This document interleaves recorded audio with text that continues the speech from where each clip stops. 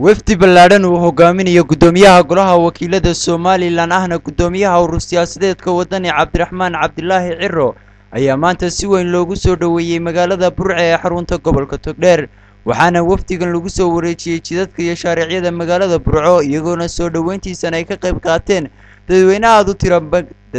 u tiro badan gaadiid ay saaran yihiin codbaahiyaasha ay ka baxayaan heesaha wadaniga iyo siyaasiyiin aad looga qadariyo gobolka Togdheer gudoomiyaha urur siyaasadeedka wadani ayaa ugu dambeyntii waxa uu kumanaan ka mid ah taageerayaashiisa kula hadlay fagaaraha xafiiskiisa waxaana uu sheegay in maanta uu socon olole balse ay tahay oo kaliya inuu buuxiyo shuruudihii ka dhigna oo ay ka mid tahay buu yiri furista xafiisyada gobolada iyo degmooyinka dalka waxaana ugu baaqay dadweynaha magaalada Burco ee xarunta gobolka Togdheer inay ansixiyaan ajandayaasha iyo siyaasadda ururka wadani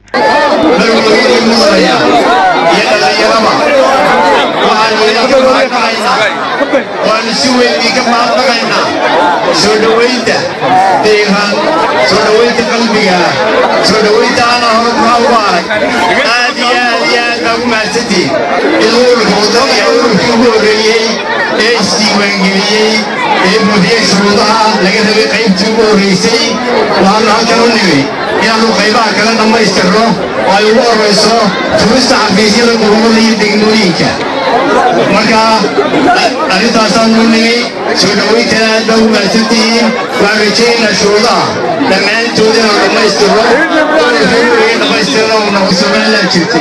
waxaa kaloo isaguna halkaasi ka hadlay gudoomiye ku-xigeenkii hore ee gobolka Togdheer Guuleed Daahir Samatar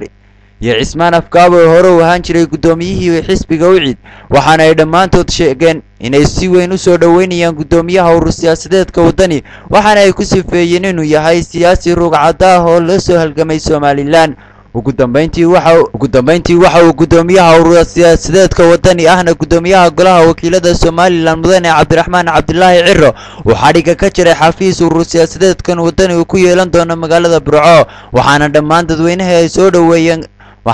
dadweynihii soo dhaweyntani ka qayb qaatay wajigooda ka muuqday farxad iyo reereyn ay taageersan yihiin urur siyaasadeedka wadani Cabdi Faarax Cabdilaahi shabakada caalamiga ah ee Burco online magaalada Burco